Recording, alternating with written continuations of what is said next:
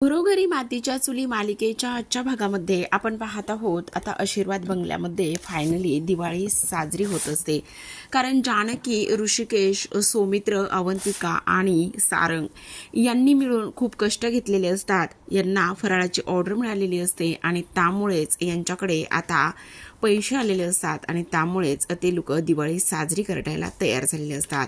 खरं तर जानकीने फराळाची ऑर्डर घेऊन बरेच पैसे जमवलेले असतात आणि घरामध्ये सुद्धा छान असा इथे फराळ तिने बनवलेला असतो।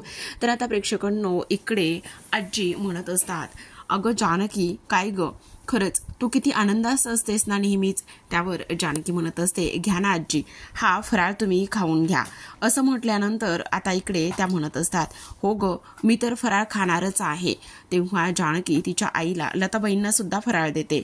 तेव्हा आता इकडे लगेचच त्या म्हणत असतात, हो हो घे ना, घ्या घ्या फराळ खा, बाकी कुठे काहीही असो पण तुम्ही मात्र फराळ खाल्लाच पाहिजे, बरोबर की नाही। असं म्हटल्यानंतर प्रेक्षकांनो आपण पाहतो की आता लगेचच इकडे दुसऱ्या बाजूला जानकी म्हणत असते, आजी प्लीज तुम्ही आईच्या मनाला लागेल असं सगळं काही का आणि कशामुळे बोलताय, प्लीज असं नका ना बोलू। आणि तुमच्या अशा बोलण्यामुळे तिला किती त्रास होतोय ह्या गोष्टी तुम्हाला दिसत नाहीयेत का। त्यावर लगेचच आता इकडे सुमित्रा म्हणत असते, हो अगदीच बरोबर आहे, कारण हे बघ आई, तू फराळ करतेस ना ही सगळ्यात महत्त्वाची गोष्ट आहे, पण इथे तू कोणी काय खायचं कोणी काय करायचं हे सगळं महत्त्वाचं नाहीये का। त्याचबरोबर आपण पाहतो इथे अवंतिका आलेली असते। अवंतिकाच्या हातामध्ये काही पैसे असतात आणि ती म्हणत असते, हे बघा ना वहिनी, फायनली त्या कॉलेजच्या मुलांनी सुद्धा इथे आता आपल्याला ना बाकीचे पैसे दिलेले आहेत आणि सगळे ऑर्डर पूर्ण झाल्यानंतर सगळे पैसे मिळाल्यावर किती आनंद होतो ना। त्यावर लगेच आता जी जानकी आहे ती इथे ते पैसे घेऊन सुमित्राला देत असते आणि तेव्हा ती म्हणत असते, हे घ्या आई, हे पैसे ठेवा। त्यावर ती म्हणत असते, अगं तू हे पैसे माझ्याकडे का देतेस, देवासमोर ठेव ना। त्यावर ती लगेचच म्हणते, आई हे पैसे तुम्हाला दिले काय किंवा देवासमोर ठेवले काय, हे दोन्ही सुद्धा एकच तर आहे ना। आणि तेव्हा इकडे लगेच आता आजी म्हणत असतात, हो हो हो हो आई ग, हिला ना खरंच गोड बोलणं कसं जमतं ना काही कळत नाही बाबा, खरंच ही ना खरंच खूप गोड बोलून माणसाला गंडवते। त्यावर लगेच अवंतिका म्हणत असते, अहो आजी त्याचं काय आहे ना, तुम्हाला सांगू का, सगळ्यात महत्त्वाचं म्हणजे आता बघा ना इकडे एकाच्या तोंडात जर कडू कारलं असेल तर दुसऱ्याने इथे जिभेवर साखर ठेवावीच लागणार आहे ना। मग दुसऱ्याच्या मनामध्ये इथे गोडवा हा असलाच पाहिजे ना, मग त्यानं काय फरक पडत आहे। असं म्हटल्यानंतर आपण पाहतो की इकडे आता लगेचच आजींना टोमणा लागलेलाच असतो। आजी म्हणत असतात, काय गे ही चिचुंद्री तर लईच बोलायला लागलेली आहे। अहो आजी मी कुठे काय बोलते, आता मला सांगा आपल्याला दिवाळीचा सण साजरा करायचा आहे की नाही, मग उगाचच तुम्ही कशाला उगाच वाद घालताय, कशाला उगाचच नाही नाही त्या गोष्टी बोलताय। त्यावर लगेच आता सुमित्रा सुद्धा इकडे आजीबाईंना शांत करण्याचं काम करते। ग आई तू किती आणि काय काय करतेस, प्लीज किती बोलतेस ग, जरा तरी तू शांत बसणार आहेस की नाही। असं बोलल्यानंतर आपण पाहतो की इकडे आता लगेचच ती जानकीला म्हणत असते, हे बघ जानकी बाळा, हे पैसे जे आहेत ना ते इथे तू देवघरामध्येच ठेव। त्यावर जानकी म्हणत असते, नाही आई हे पैसे तुम्ही तुमच्याकडेच ठेवणार आहात। असं म्हणून शेवटी तिच्या हातामध्ये पैसे दिलेले असतात। इकडे आता आईंच्या म्हणजे आजींच्या बोलण्यामुळे लताबाईंना थोडंसं वाईट वाटलेलं असतं आणि लताबाईंना थोडंसं वाईट वाटल्यामुळे आता आपण पाहतो की इकडे त्या थोड्याशा हर्ट झालेल्या असतात। वाईट तर वाटणारच ना प्रेक्षकांनो, कारण फराळाबद्दल ह्या सगळ्या गोष्टी आजी बोललेली असते।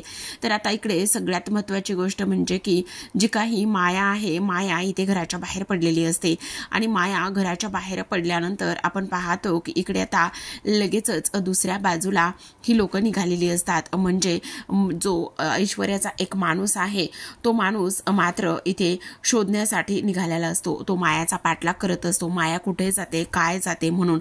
आता माया एका मनोहर रुग्णालयामध्ये गेलेली असते आणि त्या मनोहर रुग्णालयामध्ये गेल्यानंतर त्या व्यक्तीला इथे माया तिथे का गेली आणि कशासाठी गेली असेल हा शोध घ्यायचा असतो। आता लगेचच ती त्या हॉस्पिटलमध्ये गेलेली आहे ही गोष्ट मात्र पाहिलेली असते आणि ही गोष्ट पाहिल्यानंतर तो लगेचच आता इकडे ऐश्वर्याला फोन करून ह्या सगळ्या गोष्टी सांगण्याचा प्रयत्न करणार असतो। आता तो त्याच हॉस्पिटलच्या बाहेर आतापर्यंत थांबलेला असतो। तो विचार करत असतो काही जरी झालं तरी सुद्धा आता ह्या ज्या काही गोष्टी आहेत ना त्या गोष्टी मात्र आपण सगळ्या लगेच आता इकडे सांगितल्या पाहिजे असा इकडे तो विचार करतो आणि त्यामुळे लगेच ऐश्वर्याला कॉल करत असतो. तर इकडे दुसऱ्या बाजूला लताबाई खोलीमध्ये असतात आणि लताबाई खोलीमध्ये असताना जानकी दिवाळीकरिता आता त्यांच्याकरिता लताबाईंकरिता एक साडी घेऊन आलेली असते आणि लताबाईंकरिता साडी घेऊन आल्यानंतर ती म्हणत असते, आई अगं काय हे लगेचच अशी आतमध्ये निघून आलीस, तेव्हा हे घे तुझ्याकरिता मी मस्त एक सुंदर अशी साडी आणलेली आहे. तेव्हाच आपण पाहतो की इकडे आता त्या म्हणत असतात, हे बघ पोरी अजिबात मला ह्या सगळ्या गोष्टी अजिबात काहीच नको आहेत. आणि तेव्हा इकडे जानकी म्हणत असते, अगं आई तू अशी का बोलतेस. तेव्हा ती म्हणते, हे बघ मला ना इथे खूप जास्त वाईट वाटतंय, मला असं इथे राहावंसं सुद्धा वाटत नाही, काही जरी झालं ना तरी सुद्धा इथून मला निघून जावं असं वाटतंय, असं सुद्धा आता इकडे ती लोक बोलत असतात. तेव्हाच आपण पाहतो की आता जी काही लताबाई आहेत त्या म्हणत असतात, हे बघ पोरी इथे सगळ्यांची बोलणं ना माझ्या मनाला खूप लागतात बघ, आणि सगळ्यांची बोलणं माझ्या मनाला लागत असल्या कारणाने मला ना तिळतिळ तुटायला होतंय बघ, अजिबात मला ना इथे राहावंसं सुद्धा वाटत नाहीये आणि त्यामुळे मला लवकरच इथून निघून सुद्धा जावंसं वाटतंय, असं सुद्धा इकडे आता ती बोलत असते. तेव्हाच आता जानकी म्हणत असते, आई असं सणासुदीच्या दिवसामध्ये तू असं बोलणार आहेस का, नको ना बोलू प्लीज आई असं. त्यावर लगेचच आता लताबाई म्हणत असतात, अगं जानकी हे बघ तुझ्या घरची लोक ती आजीबाई कशा बोलतात काय करतात हे बघितलंयस ना तू. त्याचबरोबर आता जानकी म्हणत असते, आई तू नको काळजी करूस, सगळ्या गोष्टी कशा बघ व्यवस्थित होतील आणि आजींचं नको एवढं मनावर घेऊ, कारण आजींचा स्वभाव आहे तसा आणि तू एवढा आजींचं का आणि कशामुळे मनावर घेतीस त्याची काही गरज नाही.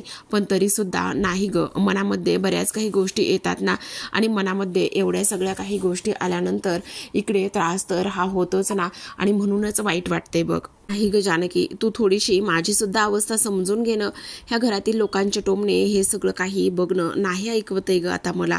तेव्हा जानकी म्हणत असते, आई तू नको काळजी करूस, सगळं काही व्यवस्थित होईल आणि ती सुद्धा आपलीच माणसं आहेत. त्याचबरोबर सगळ्यात महत्त्वाचं म्हणजे आजींचा स्वभाव आहे थोडासा असा, पण तू नको काळजी करू, सगळं व्यवस्थित होणार आहे बघ. असं म्हटल्यानंतर आपण पाहतो की आता जानकीनं कसं बसं आईला समजवलेलं असतं, पण इकडे मात्र जी लताबाई आहे त्यांची अवस्था खूपच जास्त नाजूक झालेली असते. तर आता प्रेक्षकांनो इकडे आपण पाहतो की आता लक्ष्मीपूजनाची जानकीने खूपच सुंदर अशी तयारी केलेली असते आणि खूप सुंदर अशी तयारी केल्यानंतर आता इकडे मात्र लताबाई सुद्धा आलेल्या असतात. लताबाईंनी सुंदर अशी जानकीने दिलेली जी साडी आहे त्या ती साडी नेसलेल्या असतात आणि तेव्हा साडी नेसल्यानंतर इकडे मात्र सगळेजण लक्ष्मीपूजनासाठी बसलेले असतात. तेव्हाच आपण पाहतो की आता इथे जी काही जानकी आहे, जानकी अवंतिका सौमित्र हे सगळे आलेले असतात, फक्त सारंग आणि ओवी नसतात, हे दोघे जण सुद्धा बाहेरच असतात. आता इकडे जानकी लक्ष्मीपूजनासाठी बसणार असते. तेव्हा आजीबाई म्हणत असतात, पण मी काय म्हणते यावर्षीचा लक्ष्मीपूजनाचा मान जो आहे ना तो आपण इथे अवंतिकाला दिला तर, असं म्हटल्यानंतर आता इथे आजीकडे सगळेजण टवकारून पाहत असतात. इथे नाना म्हणत असतात, तुम्ही हे सगळं काय बोलत आहात, काय संबंध आहे आणि आज लक्ष्मीपूजना दिवशी तुम्ही प्लीज असं नका ना बोलू. असं म्हटल्यानंतर आता आपण पाहतो की इकडे लगेचच आजी म्हणत असतात, नाही नाही म्हणजे त्याचं काय आहे ना, वर्षानुवर्ष इथे जानकी जसं लग्न होऊन आलेली आहे तसं तीच इथे लक्ष्मीपूजन करते ना, मग ती लक्ष्मीपूजन करत आहे मान्य आहे, पण मला असं वाटतंय की आता ह्या वर्षीचा लक्ष्मीपूजनाचा मान आपण अवंतिकाला दिला तर काय फरक पडणार आहे. तेव्हाच आता इकडे अवंतिका म्हणत असते, हे बघा आई तुम्ही म्हणताय ते अजिबातच काही मला पटत नाही बघा, इथे लक्ष्मीपूजन जानकी बहिणीने केलं काय किंवा मी केलं काय एकूण एकच आहे, त्याने मला काही एक फरक पडत नाही. प्लीज तुम्ही ह्या सगळ्या गोष्टी ज्या आहेत ना त्या मनातून काढून टाका. त्यावर लगेचच आता इकडे ज्या काही आजी आहेत त्या म्हणत असतात, त्याचं काय आहे ना, माझ्या मनामध्ये ज्या गोष्टी आल्या ना त्या मी इथे बोलून दाखवल्या आणि म्हणूनच मी सुद्धा म्हणत आहे की लक्ष्मीपूजन जर ह्या वर्षीचं इथे अवंतिकाने केलं तर काय फरक पडतो, उलट चांगलीच गोष्ट आहे ना, असं सुद्धा इकडे आता ती लोक बोलत असतात. तेव्हा आजी म्हणतात, हो पण जर फरक पडत नसेल तर इकडे मात्र जर आता जानकीनेच इथे लक्ष्मीपूजन केलं तर काय फरक पडणार आहे, करू दे ना तिला, इथे लक्ष्मीपूजन केलं तर काही फरक पडणार नाही असं म्हटल्यानंतर आता आपण पाहतो की जानकी उठून उभी राहते आणि जानकी उठून उभी राहिल्यानंतर ती लगेचच म्हणत असते, आजी अगदी बरोबर बोलत आहेत. आजीच्या ह्या बोलण्याचा मला अजिबात त्रास होत नाही किंवा राग सुद्धा आलेला नाही. आणि त्याहूनही सगळ्यात महत्त्वाची गोष्ट म्हणजेच की आजी तुम्ही अगदी बरोबर बोलत आहात. हे बघा, लक्ष्मीपूजन मी केलं काय किंवा इथे आता अवंतिकाने केलं काय, एकच तर आहे, त्याने मला काही राग किंवा फरक पडणार नाहीये. अवंतिका हे बघ ये आणि लक्ष्मीपूजन कर. तेव्हाच आपण पाहतो की इकडे अवंतिका म्हणत असते, वहिनी प्लीज नको ना, ह्या सगळ्या गोष्टी नको ना, तुम्ही मला नका लक्ष्मीपूजन करायला सांगू. अगं असं काय करतेस, हे बघ अवंतिका, आतापर्यंत मी तर लक्ष्मीपूजन करतच आलेली आहे ना, मग यावर्षी तू लक्ष्मीपूजन केलंस तरी सुद्धा त्याने काही फरक पडणार नाही, उलट मला सुद्धा आनंदच होईल ना. आणि तसंही आपण सगळे एकच तर आहोत ना, आणि एक असल्यामुळे ह्या सगळ्या गोष्टी आपण व्यवस्थित करायलाच पाहिजे ना. आता इकडे लगेचच जानकीचा मोठेपणा पाहता क्षणी ती इकडे म्हणत असते, नाना असू द्या ना, करू द्या, इकडे आता हिला लक्ष्मीपूजन करू द्या. असं म्हटल्यानंतर आता आपण पाहतो की आता दुसऱ्या बाजूला सौमित्र, सारंग आणि त्याचबरोबर ओवी कुठे आहेत असं विचारण्यात येतं. आणि तेव्हा लगेचच आता इकडे ते म्हणत असतात, ते दोघे कुठे असणार आहेत, ते तर मस्त फटाके वाजवत आहेत, फटाके वाजवायला दोघे सुद्धा गेले आहेत असं सांगण्यात येतं. इकडे आता ओवी आणि सारंग त्याचबरोबर जो काही गुलाब आहे ते फटाके वाजवत असतात. आणि फटाके वाजवत असताना आपण पाहतो की आता इकडे लगेचच जो सारंग आहे तो सुद्धा खूपच छान फटाके वाजवत असतो. त्याचबरोबर ओवीच्या आनंदामध्ये ते सगळेजण आनंद साजरा करत असतात. आता गुलाब म्हणत असतो, काय आहे ना सारंग दादा, खरं सांगू का, गेल्या वर्षीची जी काही दिवाळी होती ना, त्या दिवाळीपेक्षा ही दिवाळी खूपच जास्त छान आहे. म्हणजे गेल्या वर्षीच्या दिवाळीमध्ये इथे आता आपल्याकडे कशी अवस्था होती आणि आपण सगळे एका ठिकाणी नव्हतो, पण या वर्षीच्या दिवाळीमध्ये मात्र आपण सगळे एका ठिकाणी आहोत. ही सुद्धा गोष्ट किती आनंदाची आहे. म्हणजे ही दिवाळी सुद्धा किती चांगली होणार आहे. आणि गेल्या वर्षीची दिवाळी तर अजिबात आठवू वगैरे वाटत नाही असं सुद्धा आता इकडे तो बोलत असतो.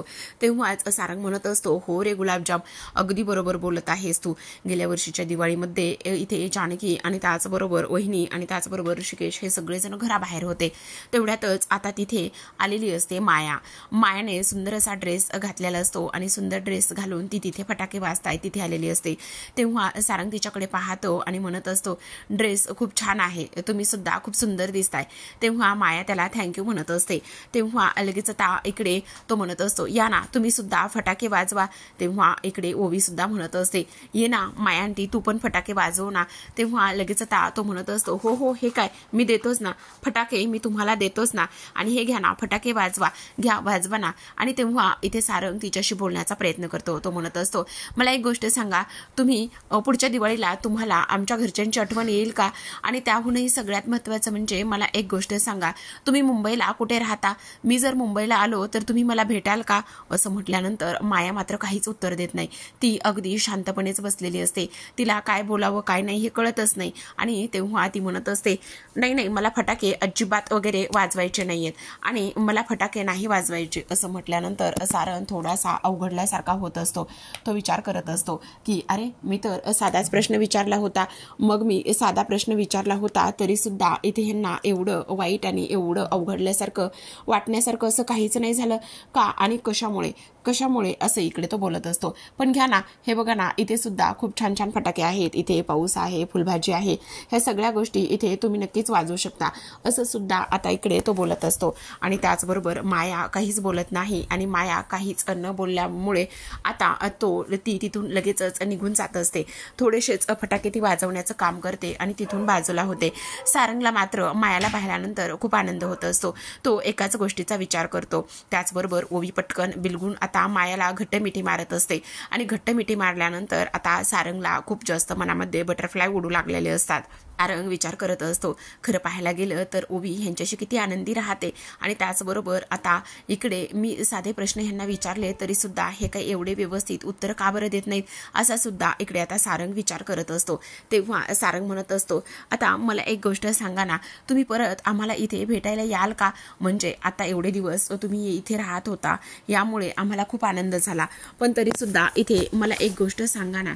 त्यावर लगेचच आता इकडे ती काहीच बोलत नसते आणि फक्त ती म्हणत असते, नाही नाही त्याचं काय आहे ना, तुम्ही जो विचार करताय ना तसं अजिबात काही नाही. अहो असं काय करताय, मी तुम्हाला साध्या साध्याच गोष्टी इथे विचारल्यात ना आणि तरी सुद्धा तुम्ही एवढ्या अवघडल्यासारख्या वगैरे का बरं होताय. असं पाहिल्यानंतर आता आपण प्रेक्षकांनो इकडे सारंग मात्र म्हणत असतो, मला सांगा ना, तुम्ही मुंबईत नेमके कुठे राहता, काय करता? अहो तुम्ही एवढं सगळं काय विचारताय? म्हणजे काय ना, आमचं खताचं दुकान आहे ना मुंबईमध्ये, मग आम्ही येत असतो तिकडे कधीतरी, म्हणून विचारलं तुम्ही मुंबईमध्ये कुठे राहता, मी तुम्हाला नक्कीच भेटायला येईल. त्यावर लगेचच आता इकडे ती म्हणत असते, तुम्ही का मला भेटायला येणार आहात? अहो आणि असं का विचारताय तुम्ही मला? पण तेवढ्यातच आता इकडे ती काहीच बोलत नसते. अगं ये ओवी ये, मी तुला ना मस्त फुलभाजी उधळून द्यायला आणि ते मदत करते लावण्यासाठी. तेव्हा लगेच सारंग विचारतो, अरे मी यांना भेटायचं म्हटलं, बोलायचं म्हटलं किंवा ॲड्रेस मागितला तर ह्या काहीच बोलल्या नाही येतं, काय असेल यांच्या मनामध्ये, असं सारंग विचार करत असतो. तर आता प्रेक्षकांनो सारंग आणि मायाचं थोडंसं जवळीक त्यांनी दाखवलेले आहे बरं का, त्यांच्या मनामध्ये काय आहे, किंवा आता पुन्हा एकदा सारंगचा इथे जो काही प्रेमभंग आहे तो होतो की काय काय माहिती, कारण मायाचं गुपित काही ते लोकांनी आणखी फोडलेलं नाही बरं का. तर आता आपण इकडे पाहतो की आता खूपच सुंदर अशी पद्धतीची इथे आता पूजा मांडून घेतलेली असते आणि तेव्हा अवंतिका सौमित्रला आता पूजेचा मान मिळालेला असतो. दोघे जण सुद्धा आता लक्ष्मीपूजन सांगेल त्या पद्धतीने सगळं काही व्यवस्थित करत असतात.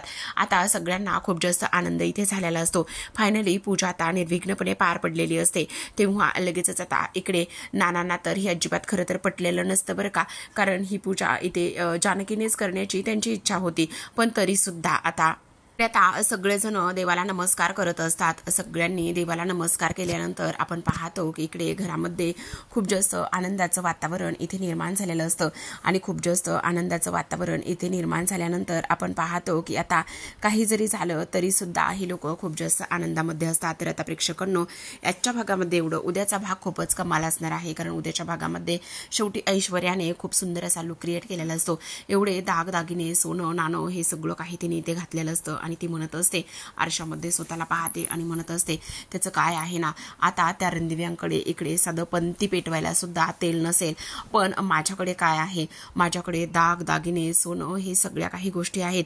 तेवढ्यातच तिथे कावेरी येऊन तिची कानउघडणी करणार असते, कारण कावेरी म्हणत असते, अगं काय आहे ना ऐश्वर्या, फक्त दागिने ह्या सगळ्या गोष्टी असून उपयोग होत नाही बघ. आता इकडे रणदिवे कुटुंब घराच्या बाहेर आलेलं असतं. लक्ष्मीपूजन झाल्यानंतर आता सगळेजण फटाके वाजवत असतात, फटाके वाजवण्याचा आनंद घेत असतात. तेव्हा जानकी म्हणत असते, सगळे एकत्र असणं आणि सगळ्यांनी एकत्र येऊन आनंद साजरा करणं हीच खरी दिवाळी आहे आणि सगळेजण आनंदी आणि एकत्र असल्यानंतर तेव्हाच त्या सणाला दिवाळी आणि लक्ष्मीपूजन म्हणत आहात. खऱ्या अर्थाने आज आपलं लक्ष्मीपूजन साजरं झालं आहे असं सुद्धा जानकी इकडे बोलत असते. तर दुसऱ्या बाजूला ऐश्वर्या मात्र एकटीच पडलेली असते. कावेरीने कान उघडणी करून सुद्धा मात्र ती म्हणत असते, आई तू खूपच जास्त बोलतेस आणि तुला त्या जानकीची खूपच जास्त इथे बाजू घ्यायची पडलेली असते. अगं हो ऐश्वर्या, मी अगदीच बरोबर बोलत आहे, कारण तू एकटी पडलेली आहेस आणि एकटं असणं हे किती योग्य आहे, कारण जेव्हा तुला ह्या सगळ्या गोष्टींची गरज पडेल तेव्हा मात्र तुझ्या हाकेला ओ देण्यासाठी सुद्धा कोणी नसेल, असं सुद्धा आता इकडे ती लोक बोलत असतात. तर आता प्रेक्षकांनो इकडे आपण पाहतो की ऐश्वर्याचा पदर इथे पेटलेला असतो आणि त्यामुळे ती डेडा डेडा म्हणून आवाज देत असते, तर तिच्या हाकेला कोणीच येत नसतं. इकडे मात्र पूर्ण रणदिवे कुटुंब हे आनंदामध्येच दिवाळी साजरी करताना सुद्धा आपल्याला पाहायला दिसत आहे. तर अशाच नवनवीन डेली मालिकांचे अपडेट पाहायचे असतील, जाणून घ्यायचे असतील तर नक्की चॅनलला सबस्क्राईब करा. भेटूयात उद्याच्या भागामध्ये, तोपर्यंत पाहत रहा घरोघरी मातीच्या चुली.